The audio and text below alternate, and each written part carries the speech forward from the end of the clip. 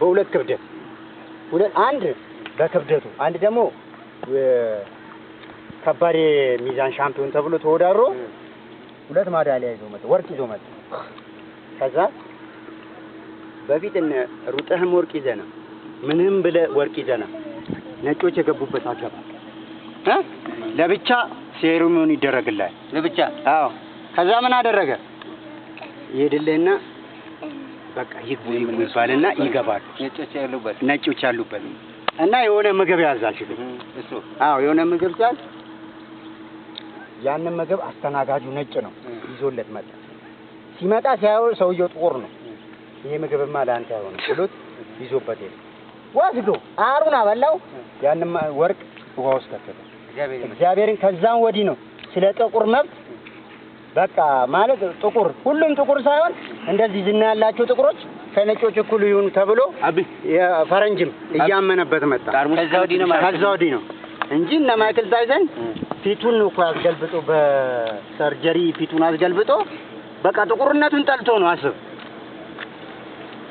አንድ ቀን በኤፍኤም ስለ መሐመድ አሊ ሲናገር ያሳዝናል። በቃ እናቴ ትሙት በጥቁርነቱ ይኮራል።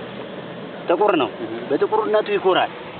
በዚህ ላይ አብይ እንዴት ያምራል ግን መንገድ በጥቁርነት የተነሳ ራሱ ደግሞ የሚወዳደሩበት እንትን አለ ሰርተፊኬት አለ።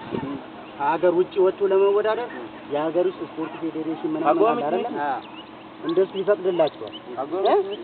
እሱን እንኳን አንፈቅድለትም ብለው አሜሪካን ደግሞ ከቬትናም ጋር በነበረ ጦርነት ቬትናም ይዝመታሉ።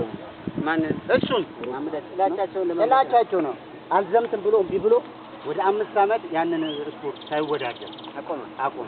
ማቅረብ ማለት ነው። አሁን ይጠፋ ነው። እሱ ግን በትዕግስት 5 አመት ሙሉ ትሬኒንግ እየሰራ ጠበቀ እንትን አለ። ከዛ ከ5 አመት በኋላ አነሱለት ገደቡን ሲያነሱለት እንደገና ወደ ውድድር ገባ። መሐመድ እኮ በጣም አለኛ ነው። በእናትህ ዝናው ይቅርብኝ እኔን ማንነት አልቀይርም ማለት ይፈልግ ይቅርብኝ። ያንተ ክብርን አሳልፈው በጣም ይከብዳል። በጣም አንተ ካንተ በላይ ማን ነው? ሺያማን ታውቀው አሁን የተወየው በ40 አመቱ ሞተ። አንዴ ደግሞ ሞታ ሞት እኮ ነው እንግሊዛዊ የሆነ በጣም ታዋቂ ነው። እሱማ 200 አመት ይገርም።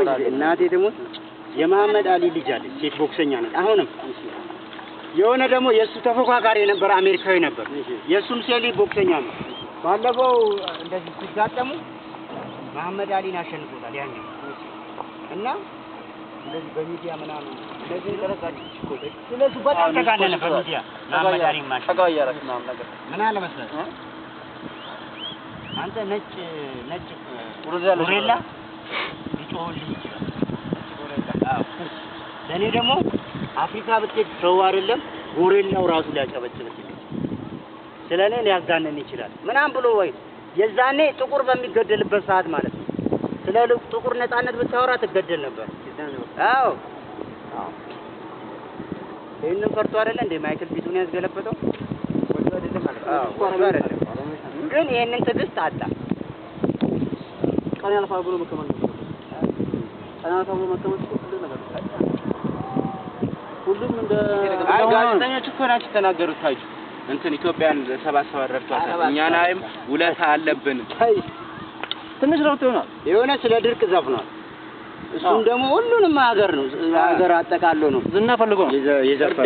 ዝና ፈልጎ ዝና ስምና ፈልጎ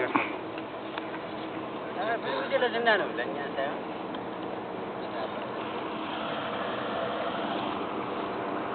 ለኛ የዘፈነው ጥራውን ገሰሰ ለረሃብ የዘፈነው